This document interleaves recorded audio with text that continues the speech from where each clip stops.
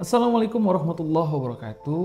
Kembali lagi di channel YouTube saya. Kita akan membahas, banyak sih yang bertanya kepada saya, Dokter Rizky, sebenarnya kalau kita belajar itu gimana sih supaya kita bisa ingat, kita memahami sebuah pembelajaran. Ada juga yang bertanya, Dokter Rizky, gimana sih kiat-kiat untuk bisa proses belajar ini bisa kita jalani dengan kesuksesan.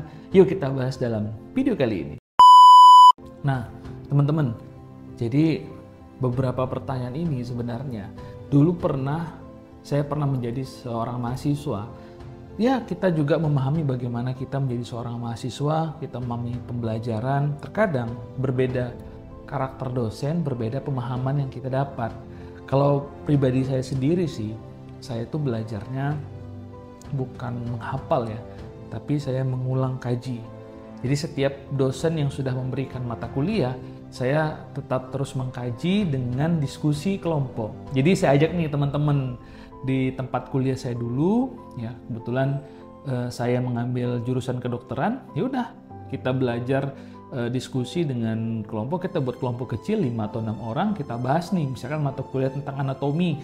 Nah kita pelajari nih apa sih yang dipelajari tentang anatomi, dan terkadang kita sulit untuk memahami anatomi, tapi dengan kita diskusi, terkadang ada teman kita yang paham tentang anatomi, nah itu mungkin kita dapat ilmunya.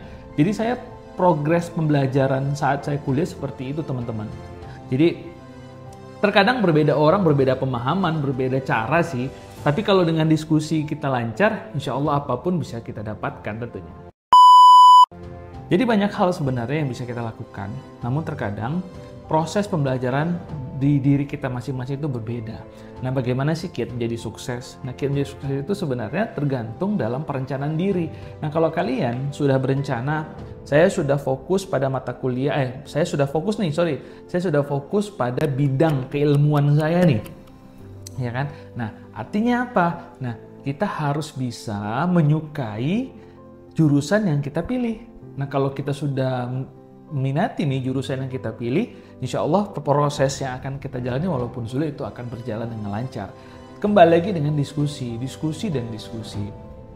Mungkin kalau kita tidak paham antar sesama teman, kita bisa bertanya dengan senior tentang pembelajaran, atau bisa langsung bertanya dengan dosen terkait.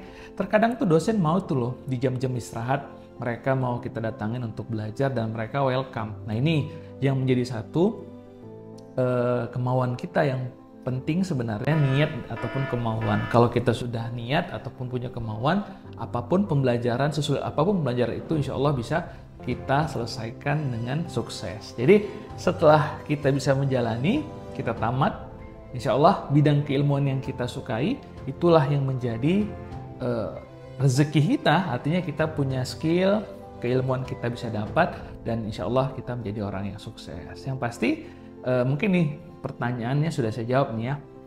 Ya mudah-mudahan video saya bisa menambah inspirasi kalian untuk lebih semangat belajar.